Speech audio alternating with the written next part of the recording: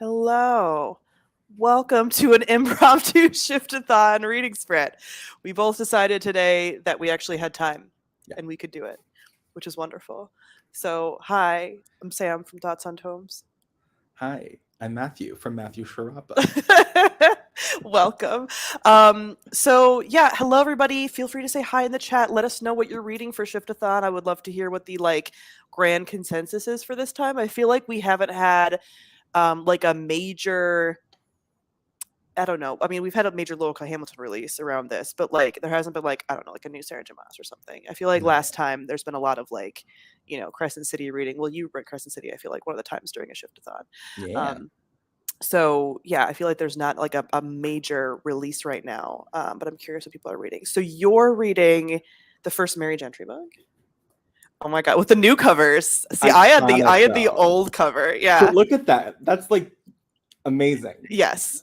Is that, remind me, because it's been so long since I've read the Mary books. Is that supposed to be the ice guy? Because isn't there an ice guy? Or have you not gotten far enough? I know I haven't gotten far. The last time I read these I have no idea. A million years ago. Yeah. Truly. And then I just bought this last week because I was I don't even have a copy anymore. Yeah. So it might be, but I don't think he comes in early enough to warrant him being on the cover. Neither did I. So I'm like, who's that supposed to be? Because Doyle does not look like that. I wonder if it's just a general ooh, this a man is sexy. Right? It's just a man with abs. Because who's even in the first book? Because how far in are you, by the way? Oh, I will be starting today. I finished Smolder yesterday, so I'll be starting this today. Okay, excellent. Okay, yeah. So love that. All right, more to discover. Because Smolder is the new Anita Blake. Yes. Okay, how was that?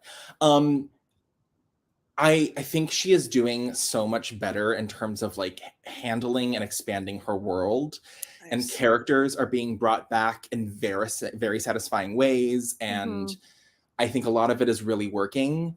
I don't want to spoil things. It's hard not to spoil because there's 87,000 characters and they are all good and bad at different times. Yeah. But Asher's the worst, and I can't stand when he's on the page. No! I'm sorry if this is a spoiler to you.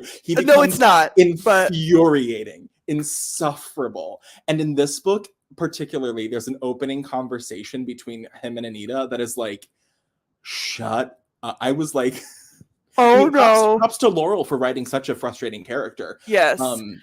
So frustrating on the level of when Richard was at his worst. Yeah. Where's Asher at in con? Below. Even worse. Yeah.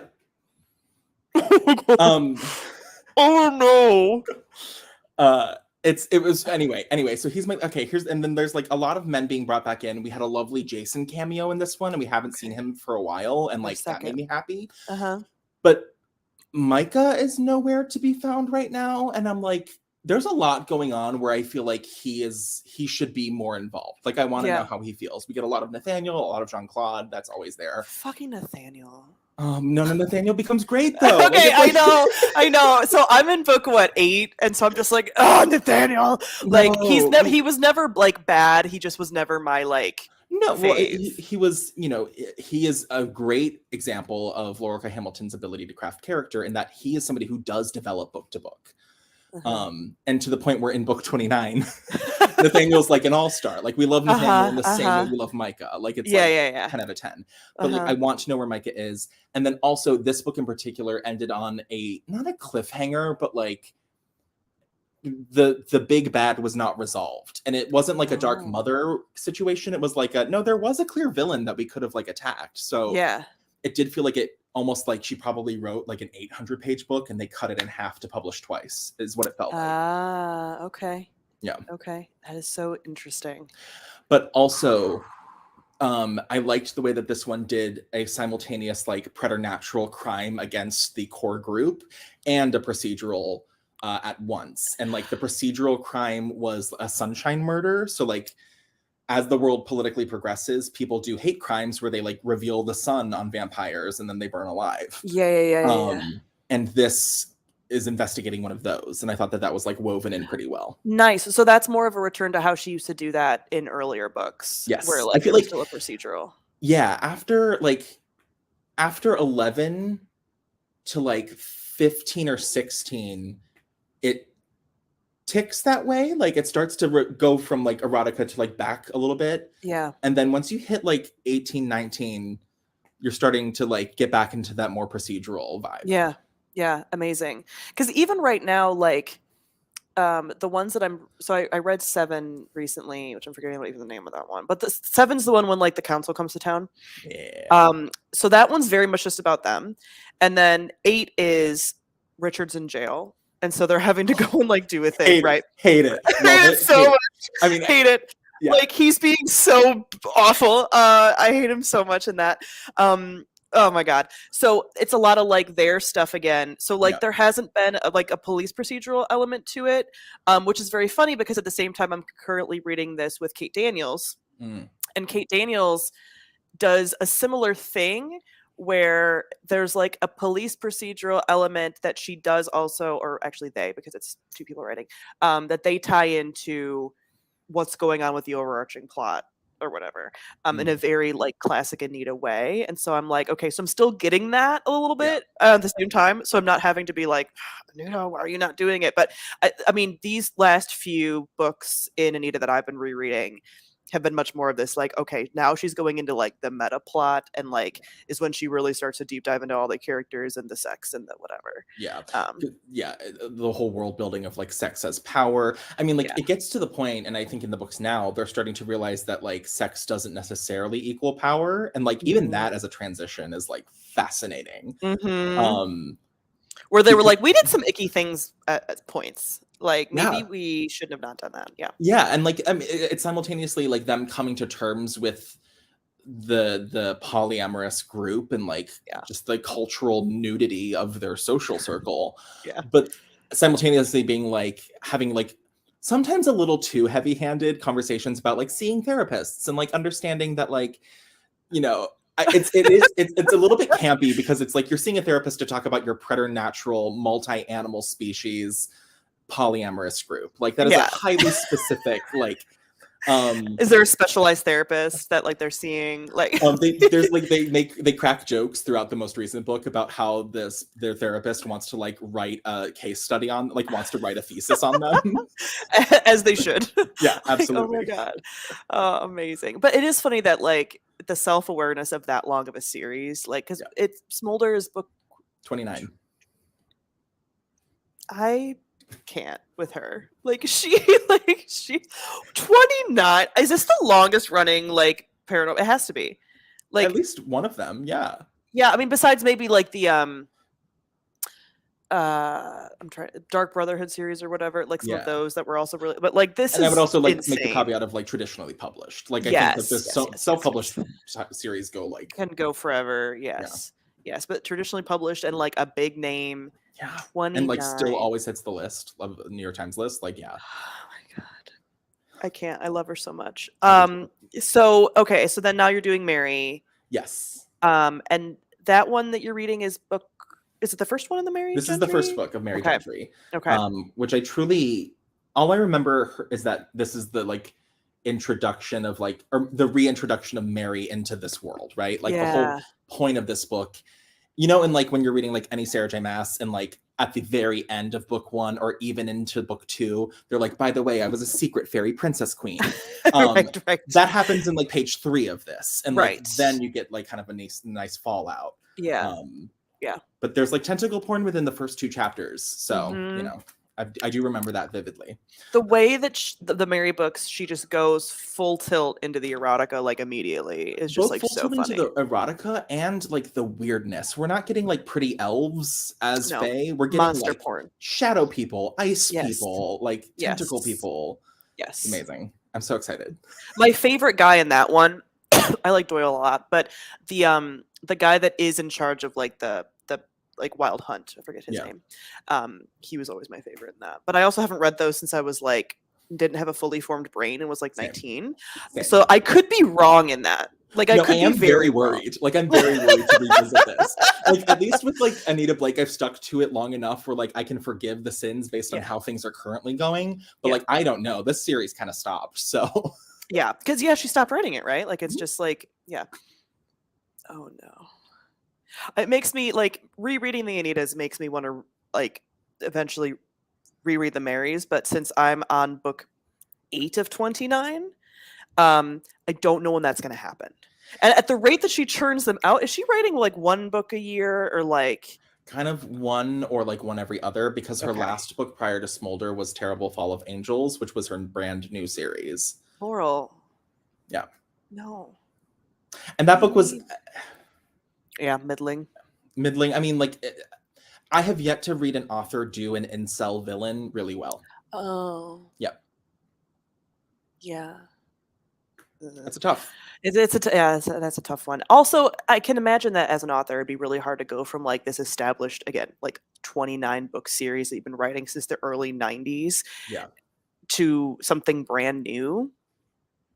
Like, and you don't have all the things to fall back on and all the inside jokes and all the like whatever. Like, yeah, and also like the main character is a man, and to the point where like I feel like Laurel feels like she's making a deliberate choice to write in a man's voice now. And it's like, okay. Stick to what you know, girl. Yeah, seriously. Yeah. Okay. Fantastic. I still want to revisit those, but yeah, at the rate that I'm going, I'm reading probably on average. Well, I don't know. I'm worried because my library, I think after book like 10, does not have the rest of the audiobooks until like 17. And I've been rereading them on audio. So I'm like, I'm sure there's a way I can petition the library to be like, can you buy the rest of these? I mean, like, you can definitely request. I know that like at a certain point, Kimberly Alexis gets swapped out for like 3 books. So there must be a rights issue or something. No. Because otherwise that wouldn't happen, you know? Yeah. I need to look now. Like when does this run out for me? I want to say it's like 10 or 11. Kimberly Alexis, she's so great. She's iconic. Oh my God. French accent. Yes. Yes. It's so good though. But your next book is Obsidian Butterfly, right?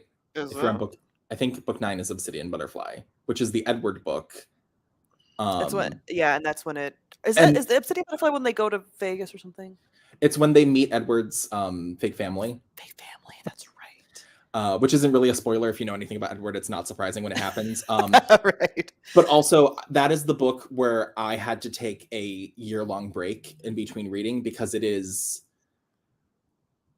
really hard to read in terms of like content. Yeah. That was one where I was just like, I need to step back. Yeah, this needs to be a break. Yeah, Obsidian Butterfly is next. Man, I have, okay, they have an audiobook of Obsidian Butterfly. Excellent. And then I think it skips to like there's Micah, but not in audio form. So like I have nothing between.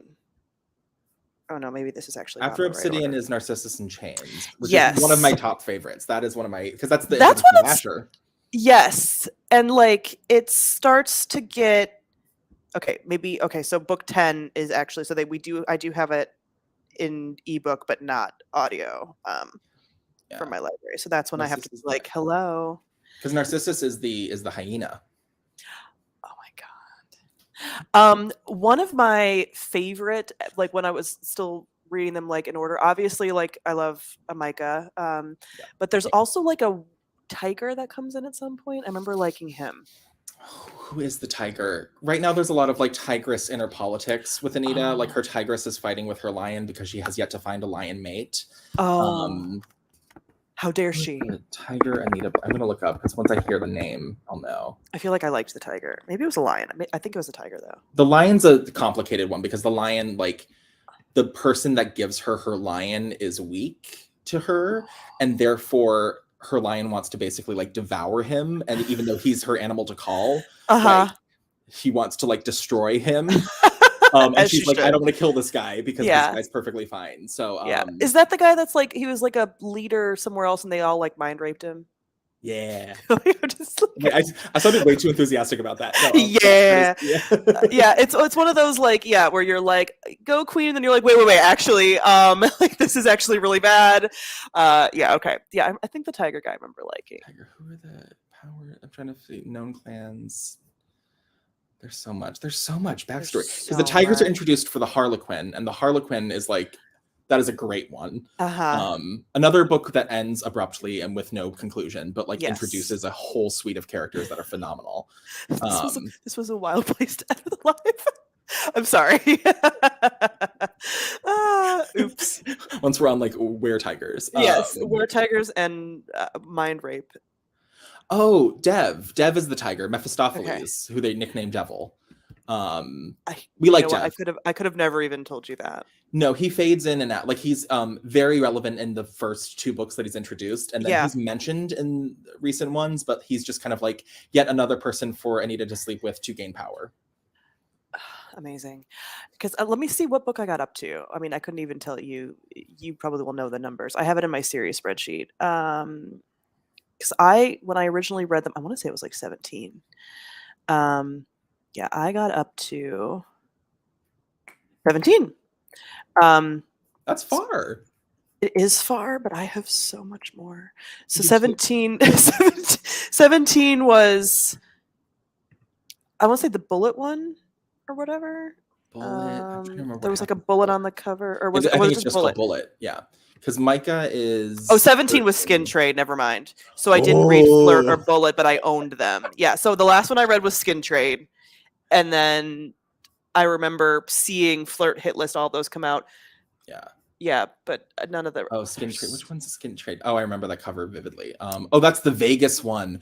Oh, that one's dark AF too. They all are. Okay, so I was, Las Vegas at the Grizzly Souvenir. Yeah. So I was thinking about how, I know we've talked about like other urban fantasies, a series and stuff. Anita Blake, of all the ones that I've read thus far, not that I'm completely well versed in everything, leans the most horror of like any that I've read. It's dark and like varying in types of horror. It's like book 4 or 5 where it's like the god creature that has like the eyes all over their arms. Yes. Can't do it. Lots of body horror. So there's a lot of and I forgot that in the first few books, like they were, I think in like book 4 or 5 and then like 7 and then now this one, the rotting vampires are like a big thing. Literally like snuff films, like people to have sex and then having a vampire rot over top of them mid-coitus. That's fucked. That's just not okay. So people are gonna be like, why did I join this live? Like this, and like the fact that we like love these books. Like, but she goes all the Raina stuff. There's so many dark places. Yes. And then she ties into like some of this BDSM stuff and whatever in a way that's toxic and then like obviously reparative. But like there's some really gross shit that like I was cooking earlier and I was like, oh my God, like stop. Like I guess I glossed over it when I was younger. Like, it's easy to make fun of because like, yes, are there going to be like 6 full pages of people debating which threesome is going to have sex in the shower? Like, absolutely. Yes. That's part of it. Yeah. But like when it comes to the actual craftsmanship of horror and like genre, like she does it. She goes in and it is scary. Yeah.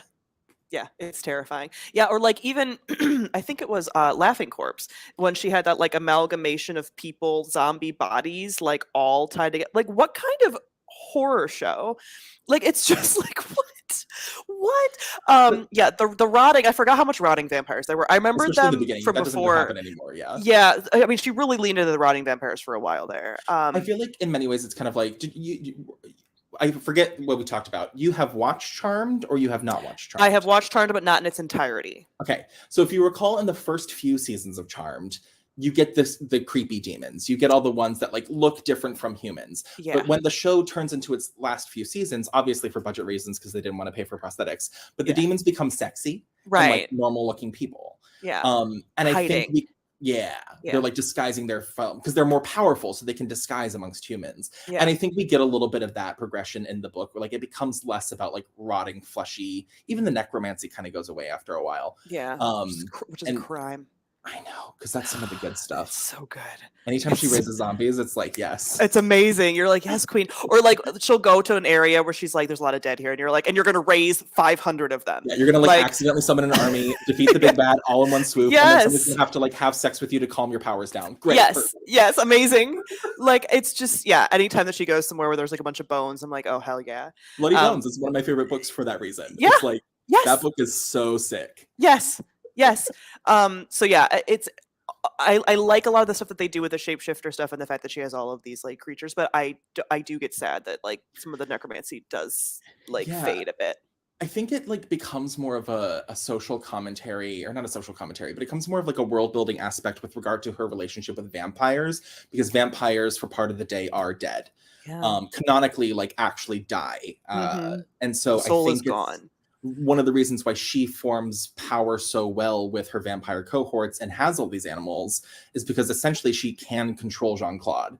Mm-hmm. Um, I'm getting excited. It's so good. Like it's so funny because you look at these books and you're like, oh, it's just camp, and it's like, no, there's like actually a lot to dissect here. It's And wild. I was like trying to it's explain pick one concept to explain. It'll take me 35 minutes. Like, it's like, literally, ugh, yeah, because there's 29 books that she's like built up where you're like, yeah, it's not just like mindless. Like she might have started out as just being like, haha, this is cute, but yeah. like she's worked with it over the years. And like all vampire series, the only way to increase levels of threats of danger is by going more and more ancient, right? Like it's like, but Mhm. this vampire is even older and more Right. powerful. That's Right. every plot twist. And Yeah. so, literally, in the most recent book, we get to Greek mythology territory.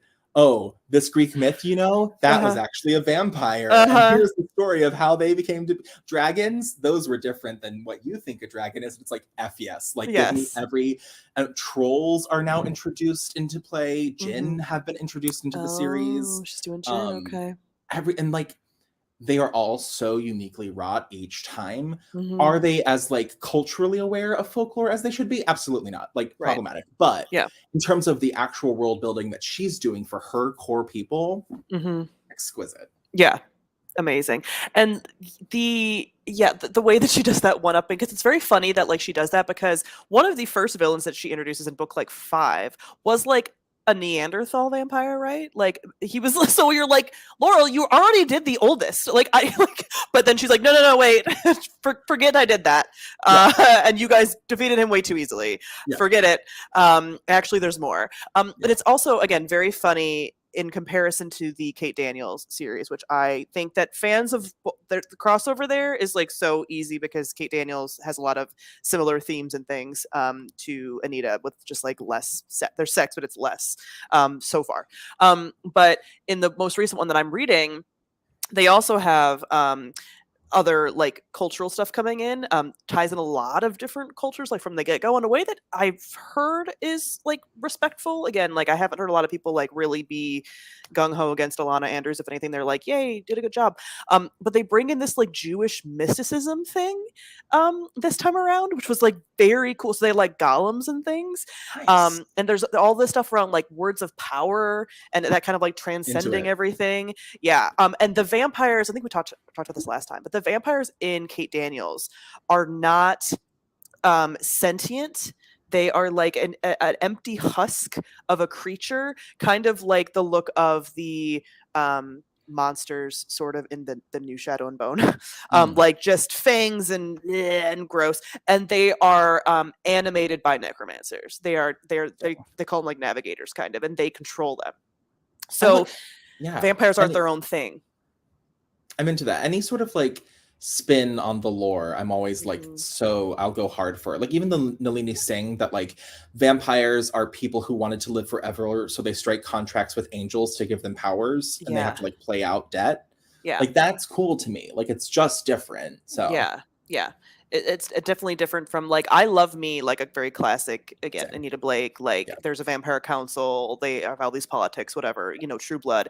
But like yeah, if you put a twist on vampires and they're no longer like the biggest bad anymore, that's now fun, because yeah, that's what Kate Daniels kind of does, where like the two main people, instead of it being vampires and like the were creatures, it's like the pack and the people, which are like the necromancers. Mm. And those are the two sort of competing power players, and there's other people that are involved too, but like those are the main powers, instead of it being like vampires versus werewolves.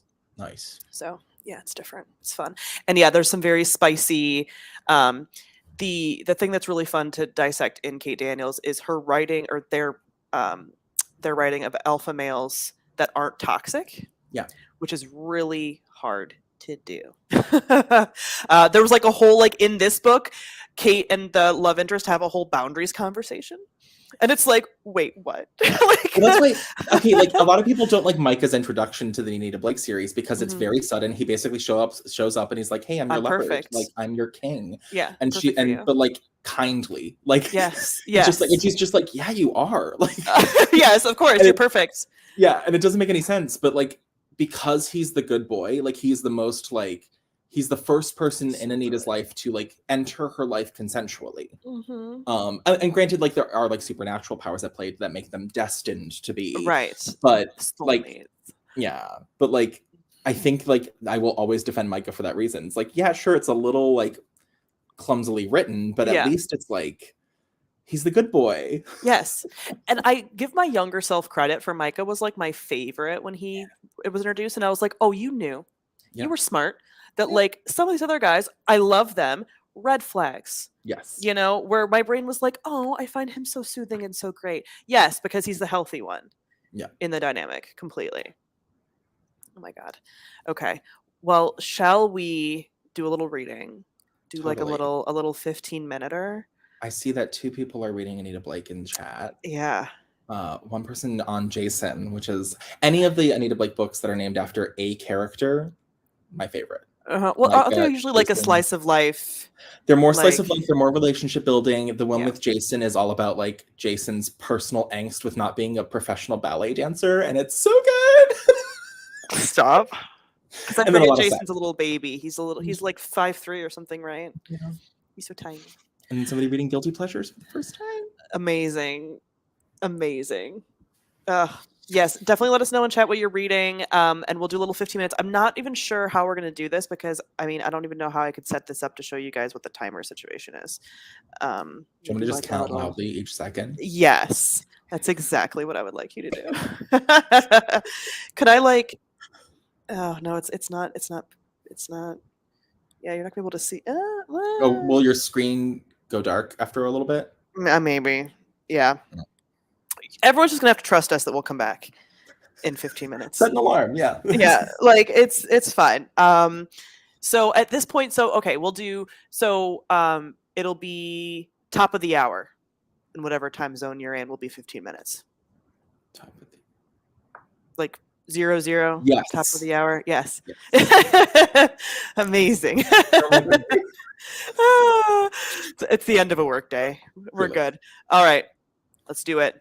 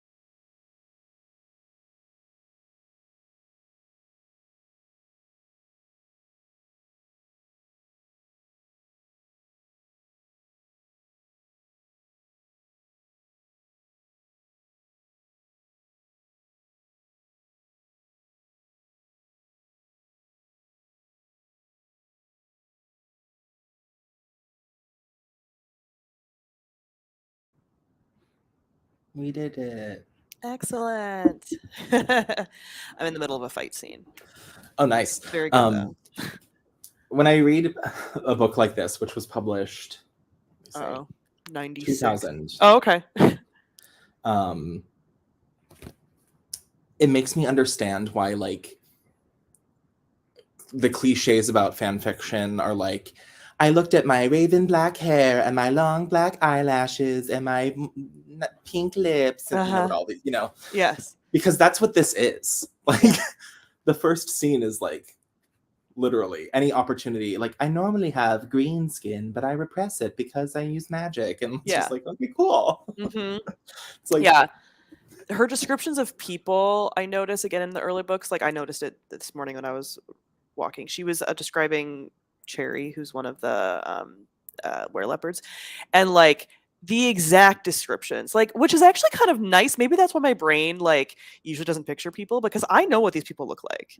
Like, it is very blatantly spelled out. Like, I don't typically need to look at like fan art because she rubs your face in it. So I'm kind of like, I was programmed. Yeah. I mean, she's clearly not edited particularly well in that there are so many repetitious conversations in the same book, but part of me kind of really likes it because you can zone in and out. And like, yes, it's like kind of soothing. Yes. Like I can easily listen to these books on like a 2 speed or above. When I get to the erotica, it's going to be like a 2.15. Like, it's just going to be okay. But yeah, and it's like, again, I know everyone's beautiful. Yeah. And like their hair and their hair color and like how they wear it, and her and her black Nikes, and yeah, she's obsessed with heights. Heights are a big deal. And like the thing is, like, Mary is Anita but with red hair. Like, it's exactly that. But the difference is Anita doesn't like her looks and like doesn't think that she's pretty. But Mary's like, I'm hot. And I'm like, yes, you are. Yes. So funny. Oh my god. Yeah, because that's the one isn't that one set in Chicago, or like that, like Chicago's like on top of the mound or something, or she was in Chicago, I forget. It's like somewhere. It's LA. She's from Illinois. She's originally from Illinois, but it takes place in LA. Gotcha. At least this book does. Yes. But this one's like, so like, it is far more magical than the Anita series. Like, Anita at least has like touches of like humans who don't get it and like whatever. Yeah. And there's a little bit of that in that, but like literally first page is like magic spells, weird things that are happening. My coworker's 400 years old. Like, it's slightly higher fantasy. Yeah.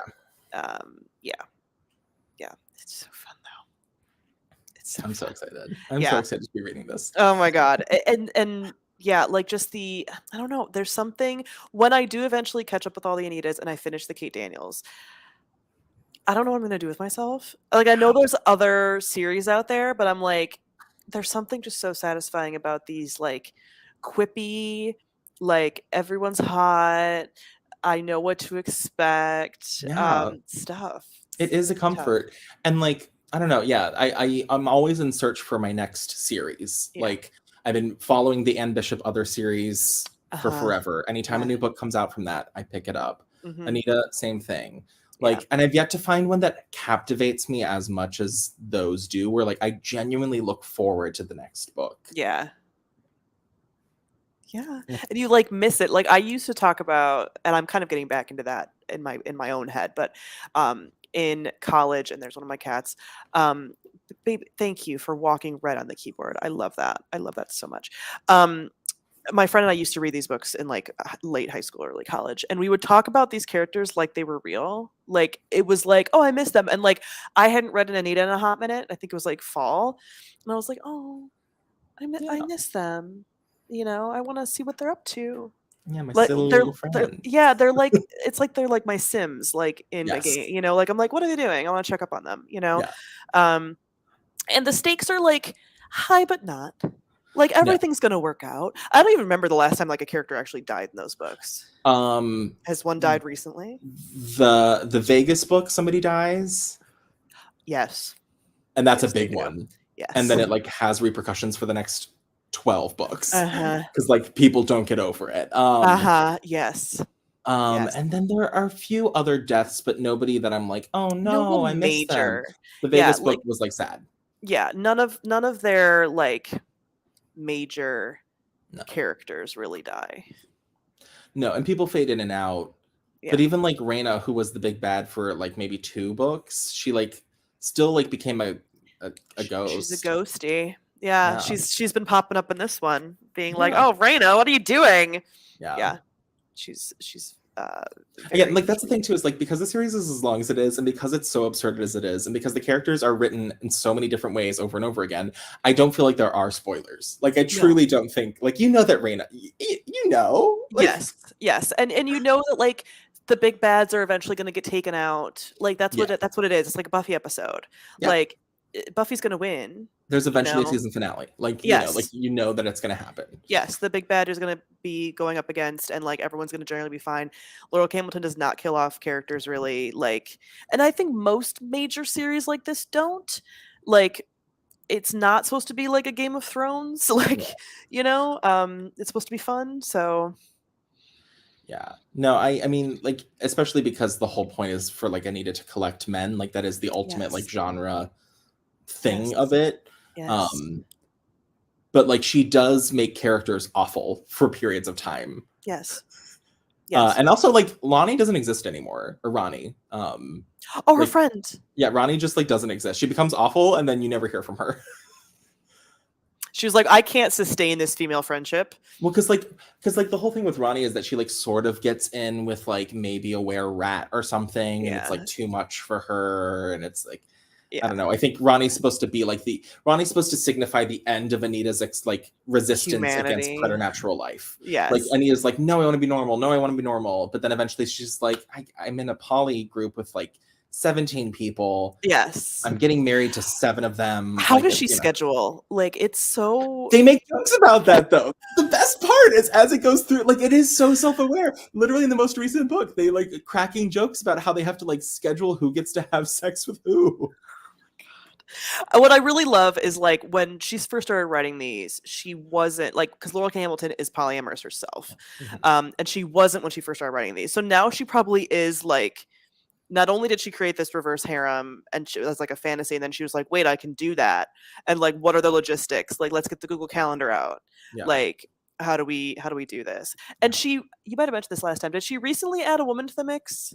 So yes, there is, I think in Jason, the book Jason is like the first time, which is like further into the series. Yeah, that's very far. Or at least the first time that it like is exciting, like it's good for Anita. Because at first it's kind of like, oh no, I accidentally made a connection with a woman instead of a man. And how do I deal with this? How do I deal with my sexuality and life and whatever? Yeah. And then it eventually becomes more like, hey, maybe I'm bi. Like, ooh, you know? Yes. Because she definitely makes some like internalized homophobia statements like earlier in the series. Like, for sure she does.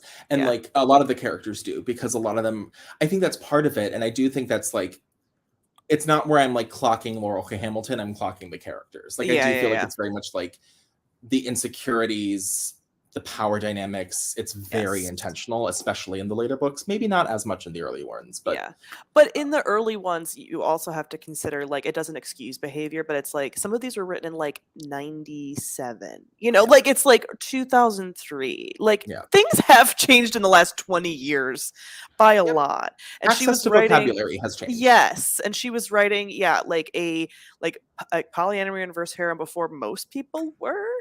So it's like she was kind of like a pioneer in lots of ways, so she's gonna fuck up a little bit. Like she's not gonna be perfect at that. And she probably still like she still does. I'm sure there are dynamics that I've missed that are not, you know. Yes. All that stuff. Yes. But yeah, I mean, who would have thought that these books would be going on?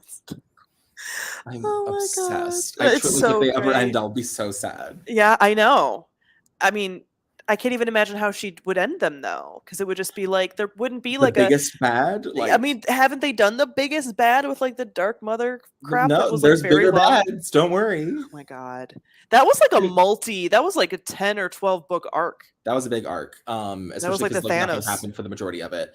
It was just like she shows up and has eyes, and it's like, oh.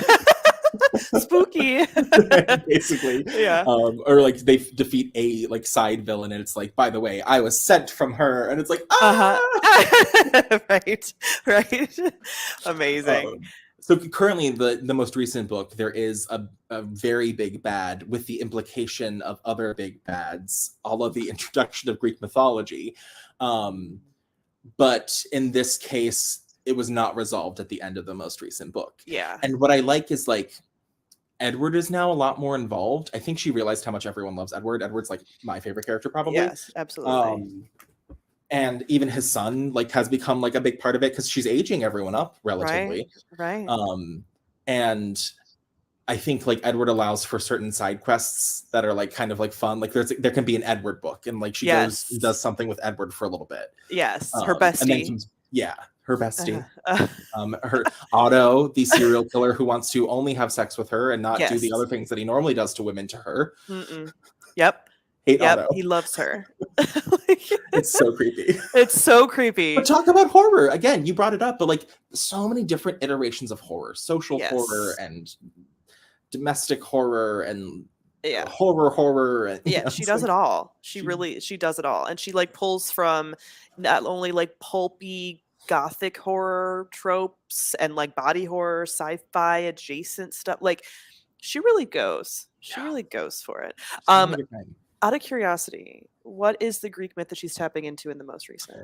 I wouldn't say it's a so it kind of spirals through a few things because they're like trying to figure out who like this big bad is. And so they're kind of like throwing out options, but as they throw out options, it like implies a larger world, which I thought was very cleverly done. And so they kind of land on Tisiphone, who's one of Medusa's like you know Greek mythology. Why am I explaining this to you? Right. You know better than I do. Nice. Okay. But then also kind of like does a little like Aries adjacent. Like this guy isn't Aries, but he's been masquerading as Aries. Yes. Which is fun. That's so fun. I'm curious to see if she'll like lean in. Like I'm curious to see if she'll like actually go full Greek myth, or if it's just kind of like a way to explain to the reader the context for how grand the villain is. You know, I'm not sure. I really hope she goes for it because she's done it really well so far. I also do love though when it's like a this entity was represented in different cultures different ways. Like, okay, it was this entity was seen as Aries in this one, and and you know, like that's kind of fun. There's an element of that happening in, again, Kate Daniels, because there's so many similarities, but there's like a Babylonian plague god that is like tied in, but there was like a whole thing where like the Babylon that we knew was actually like second Babylon. There was a first one that was like entirely magical that like this one was around. And so it was like, but that was decimated. And like the interweaving of like different mythologies and stuff is very fun. Into it. So so great. All right, another round, another 15 minutes maybe. I'm down. Okay, so so that means at 30 will be mathematics. Next one. Science and mathematics. Yes. Amazing. Counting, if you will. Yes. Addition. I went to theater school. All right. See you in 15. See you in 15.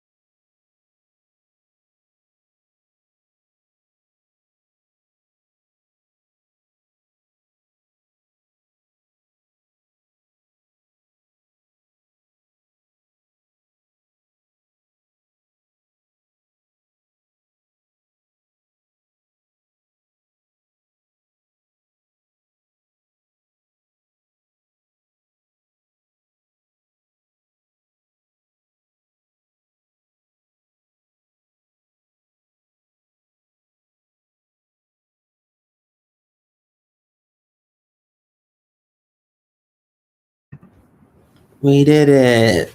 Yay. Amazing. Listen, reading is hard. Oh my god. It's so nice. Like, that's what's so nice about Shiftathon too, is like I fly through these types of books. Yeah. Like, I have barely had, this month has been better with reading for me, but I've not had a lot of time, and I've had to like change sort of my reading, like when I read and stuff. And these books are just like, yeah, just churn through them. No, I know. I finished Smolder. For context for people watching, I have been apartment hunting and therefore perpetually stressed. So like I would normally be able to finish probably 3 books within a Shiftathon because they are so quickly. I'm still finishing 2. Like it's like I will finish this book by the end of the readathon, and I read Smolder to start it. So like yes, and I could have done 3, except for I was still finishing Serpent and Dove, which I was reading before this, when Shiftathon started, so I didn't quite have as much time. But I even got through that, like, that's like a 500-something page book, YA obviously, but I got through that in only just like a few days too, so those kinds of like paranormal adjacent books are fun for me. Yeah. I like them. Yes. I like what we do here. I like our work. I know. We're changing lives here, you know? Clearly. With spreading the word. I do feel, I know we touched on this last time. I know, like, you know, the monster romances and erotica and like romance has its big thing. I really feel like paranormal needs its resurgence. Agreed. You know? Like, I just want more. I love it might just be new to me because I'm not exposed to the world as often, but the coined phrase of romantasy, I think that's brilliant. Yes. And I'm obsessed because that's exactly what so many books are right now. Yeah. But like we do need, like, what is the young new generation of like whatever the hell this is? Yes. Because this ain't romantasy. This is like but I also think like it is like it would be hard to do some of the things that these books do now because a lot of it has to do with like psychosexual trauma, and people don't want to read that right now. Like it's like maybe not the vibe. But for as much healing, I think one of the reasons why they are able to be sustained is like the point is the healing, but that healing has been allowed to happen over 30 years. Yeah. Like, this is blurbed by Diana Gabaldon, probably when she wrote the first Outlander book in 91. Right. Like, right. Yeah. Like, it's so funny. There's something, I was listening to a podcast the other day, Ologies, which is like one of my favorite podcasts, but they were talking about vampires. It was a vampirology episode. And the professor that was on it was saying that, particularly for vampires, but I think it applies to all the rest of these paranormal creatures too, that every age creates the vampire that it needs, every time period, right? And we haven't really had one for like the 2020, you know, like, I mean, I think our last big vampire was like the Twilight vampire, right? Yeah, I mean, in terms of our generation, but like also cannibalism is really in right now. Like it is a very like hot trend for like very cannibalism is like so in right now. New York's hot new club is cannibalism. Like love that. But you know what I mean? Like there are like horror trends that cycle in and out, and like that is one that is increasing more and more. And I like think that like leans vampire. Like I do think it's like vampire spectrum. Like we're so close for somebody to just do it and do it well. Yes. And they were talking about how, and I wonder if this is also going to be a thing, that obviously the Twilight vampire was like the reluctant vampire, right? Like, are we going to cycle back into like the happy to be here vampire, like the I want to be brutal? And you could make some arguments that like, oh well, the new like Interview with the Vampire like is out, but that's still of that time period. Like, to me, that it's very much like Anne Rice did write the book, right? Like pun intended. Like she is the original script down to the bizarre use of the Confederacy. Yes, always. We don't need to get into that. I don't know why. But like, but like to that point, like there's very little to say in praise of Stephanie Meyer, as much as my 5th grade heart loves Twilight. Problems so many. It's so many. To the point of like, there is something to be said about the irreverence with which she wrote about vampires. Like, the purity with which she did, like the chasteness of it all. Yes. And like that did like really, I mean, vampires became sexy. Yeah. And not because they were going to hurt you, but because Right. they just were sexy. Right. And they like, again, they were not, it wasn't really like a bad boy, because it was like, again, Edward does have his issues, obviously, but he wasn't the archetypal sexy bad boy of like the Draculas and some of those, you know? So it's different. But yeah, between that and like True Blood and Vampire Diaries, all of those had vampires that either would feed on like a synthetic blood or just animals or whatever, blood banks. Are we going to go back? Is the pendulum going to swing back? I think we're going to, my prediction is we're going to swing into villainy. I think like, I don't think vampires will be on our side anymore. Yeah. And I'd be curious to see how it's done. Yeah. Anti-heroes all involved for sure. But I do think it's going to be bad. I do think like we're going to see this kind of like attacking people. I do think it'll be bloody. Like, I don't think it's going to be as pristine, because I feel like people, especially in a post-2016 world and in a post-2020 world on top of that, are just like, we're burnt out. We're so done. Like, it's like, with everything. Anybody in our age demographic is like, yeah. I feel like it could go so many different ways. I do feel like it's going to go back into like vampires actually enjoying being vampires, but I do wonder if like, okay, there's a number of different sort of like social commentary things that vampires make, right? And so for the longest time, vampires have been like the wealthy rich. So will they continue to be that thing, or with our like eat the rich mentality that is like very much ongoing, will vampires become more of like one of the people, or will they be this thing again that we have to defeat because of like that? I mean, they're also a marginalized group, right? Like in a lot of fiction. So is it going to lean into that? Like, what's happening socially that's going to be an impact on vampires? I could also see something skewing a little bit more of like what Dowry of Blood did, in terms of like showing the victimhood and then the reclamation of power of people through access. But like, that's a tricky, like, if you want to, that book is so, I love that book. 5-star really read. good. Obsessed. It's really good. But like, if you start to lean in too hard into the kind of the social commentary that it theoretically could be speaking about, it gets a little like fuzzy. Like, it's like, like you're reclaiming a sense of power through having absorbed and accepted the power that was used to take you. Like, it's just like, it's, the politics or dynamics are weird. Yes. And I'd be curious to see if that complexity is like played out. But in terms of like people who have been preyed upon, then using that to like, I don't know. Yeah. Sort of like a evolution of like the Blades, the Blood Rains, like the half vampire that fight for like against vampires. Like, will that make a resurgence? I Vigilantes. wonder. Yeah, but that's also leaning into like the angsty, you know, like the angsty reluctant, I don't want to be a monster vampire. And I think we've had that for so long. Like Bethany was talking about like Louis and Angel were not Dracula types. Sorry. Yes, they weren't exactly Dracula types, but they were Louis and Angel and stuff are all these reluctant vampires, right? Like, they don't want to be bad. I'm sad, and I think that we've done that since the 90s. Like, I think that that's done. Yeah, I mean, like, if Vampire Diaries, the whole plot lines of whole seasons are just like, but I can't have babies if I'm a vampire, and it's like, okay, yes, right. My humanity is off. Like, yeah, all that stuff, instead of just being like, I'm going to rip through everything because fuck it. Like, I don't know.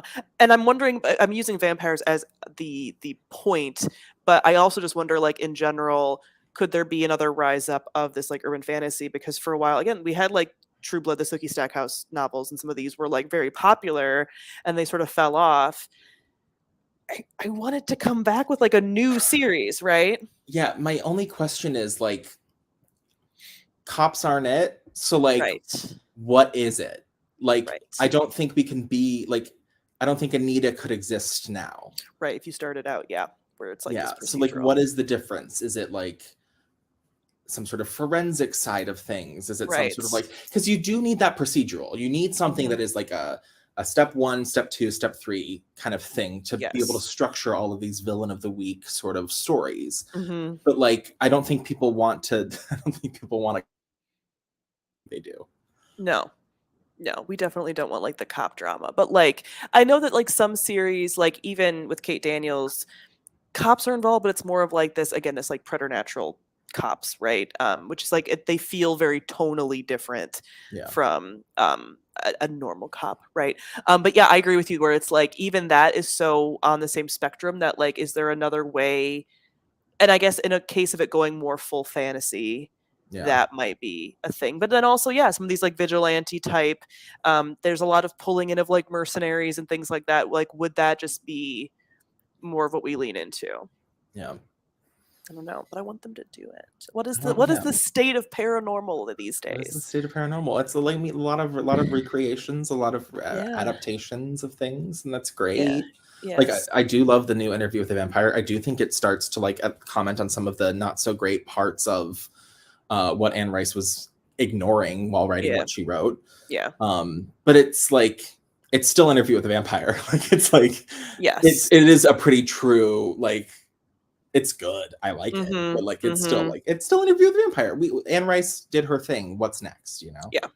Yeah. Books and movies, Books versus Movies says Trail of Lightning series, which is apparently like, I love this series. Rebecca Roanhorse has said like, I don't know if there's going to be any more. Um, they're not backing them, like leaning more into her other stuff, which is tragic because those were doing something so different with a different mythology, with a different world. And I thought that they were popular. So I'm like, was it just online? Maybe. I don't I know. think I it feel was like, like kind of like a book to bookstagram darling yeah, kind of situation. because I'm like, no, they were Yeah. they were really good. Yeah. Because yeah, I want something more like that. Like, let's explore a different setting, even in this, because that was a very post-apocalyptic thing. So yeah, there wasn't police. There's just these sort of like vigilante mercenary types, and that kind of gets around that. Yeah, there's like I do like the idea of like communities fending for themselves. I think that's Yeah.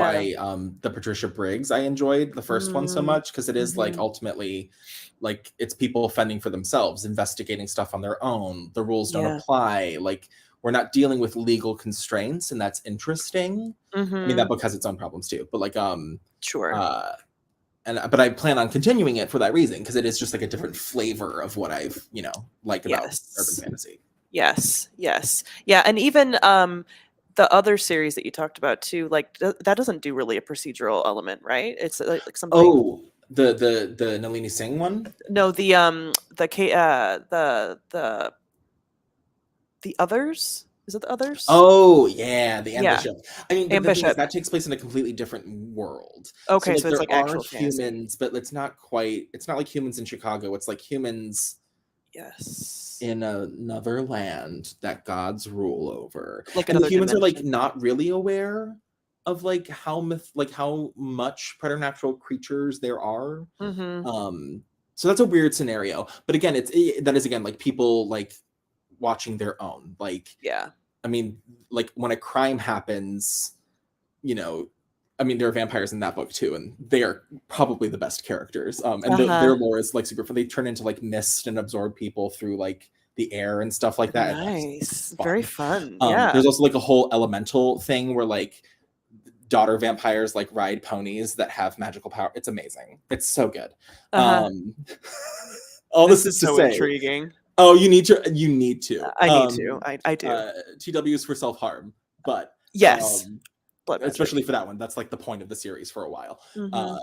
But it's just like yeah, anyway, all this is to say they do kind of like watch their own. It is a community Yeah. that doesn't really there are police, like there Mhm. are in the town, but those aren't the characters you're following. You're following the characters who are frustrated by the constraints of the work that the police can do and therefore Yeah. find a different solution. Yes. And the first book is written in red? Written in Red is the first one, Yeah. yeah. Because yeah, I wonder too if like that is sort of if we're talking again society-wise with like dismantling of police and those kinds of structures, then more books that are still doing this but are doing it in a community distribution kind of way. My apparently my music just opened.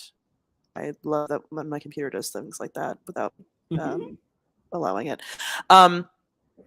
But that sort of like community justice stuff, leaning more into that, is probably what we're going to see more of too. Which I think makes sense. I mean, like, I find, especially like, because the people who read these books are people, like, I think increasingly are people who are online.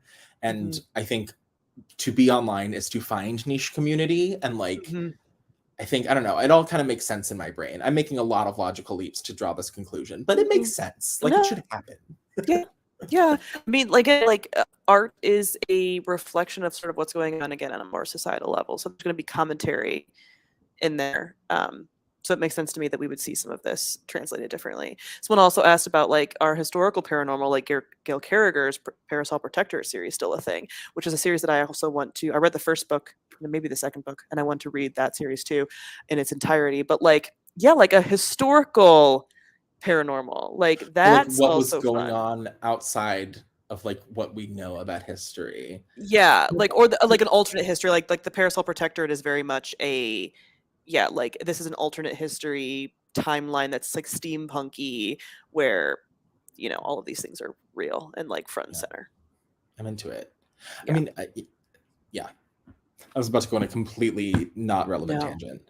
I love a not relevant tangent. Well, I was just gonna. So I was hanging out with a friend at a bookstore, and she was like, "You know what? Eff it. I want to read a Dan Brown novel. Like, I want to read the most like unhinged shortest chapters, but like in terms of like puzzles, like I feel like those kind of like historical puzzles. Yes. There are people don't write those anymore. People don't write like connect the dots novels in that way. And I'm like, you know what? Where is that? Yeah. I mean, I will, yes, Dan Brown is not peak literature. I fucking loved Angels and Demons and the Da Vinci Code. Yes. Like, so like, the way that you can fly through those, because he writes like 2-page chapters, and so you just want to keep reading them. Like all of these, like all of the connections, it's very much the same as, you know, like National Treasure and like some of those things that have all of its issues, but like fucking love that. It's like a little mind game. Yeah. You know? So yeah, I'm wondering again, some of those things will come back. Or even in like I think I've talked recently with some friends about like, I do love, and I would like to see a newer iteration of like a Tomb Raider. Like I grew up on like the Tomb Raiders and the Mummy and Indiana Jones and whatever, which are a problem. But like now, is there going to be this resurgence of this kind of thing of like returning, you know, things to its people, like that kind of stuff? Because I think it's so easy to fix the commentary, right? Just talk about the theft of objects. Like it's like you could really turn it around so quickly. Yes. But yeah, I like that kind of like that sort of adventure feels like it's not. He was doing it. The books versus movies. I'm curious about the boundaries of what we call defined as paranormal, the P. Jelly Clark fantasy mysteries. Like to me, that's like scratch that itch a little bit. Scratch that itch for sure. But it's still kind of like an Edwardian fantasy Cairo. Like it's like a in terms of it being kind of, but like to me, I would draw like equivalents to like what that itch is the same itch to me as like when I want to read something like Agatha Christie, like when I want to read like, because the mystery is pretty straightforward, the action was pretty straightforward, like still from the museum's road trip and return of my yes. But like I don't view that book, Master of Jinn, I don't view it as like an urban fantasy. Like it's like right. Yeah. It's one of those things that's like adjacent, right? Like there's like a Venn diagram and like it has some of the same elements. So yeah, scratch the same itch because it had that like police procedural, again, tying things together element. But it's also like a buddy cop book. Like yes. It's essentially a buddy cop novel. Yes, but then also had some of these different creatures, but not in the like, I still like some of my like classic, I want my classic paranormal creatures. I want my shifters. I want my vampires. I want my necromancers. I want some other things brought in. Yeah. Let's bring in Jinn and everything else. But like, I want my bread and butter paranormal pulp creatures, right? Yeah. So and I'm also curious about like in what like age demographics, like now that Cassie Clare is leaving Shadowhunters behind. Is she? Well, she's like, her next book is an adult fantasy that I think is entirely unrelated. Good for her. I may have made that up, but like, I think you're right. Who fills the void, right? Like what? Because she has had the chokehold on that, like, yes, like for years. Yeah. And in terms of like, that is the closest thing I think in terms of like a YA paranormal, like an urban fantasy, are those books. Like they're pretty. Yes, that's the exactly demons, what the it is. angels, the Yeah. yes, the warlock, the yes. Yeah. Yes. So like, I want to know like what, again, who's filling that space next? Mm-hmm. There's room. Very curious. Very There's plenty curious. of room. Yes, yes. Although I don't see she's going to return to it. I can't imagine her doing anything but Shadowhunters, honestly. I mean, like, she's got her checks. Like, honestly, she can do whatever she wants at this point. True. She is set for life. Yeah. She doesn't have to write. She could write whatever, and they'll publish whatever. So it's like, yeah. Not leaving Shadowhunters. She's writing one more series, and then supposedly she's gone. okay. There's always something. Well, someone's going to have kids, and she's writing about those kids, like to infinity, and beyond. Yes, yes. All right. Should we do one final? Yeah, I think maybe like a 10 to top it off. A 10, yes. Let's do a 10 and come back like a minute after top of the hour. Okay, perfect.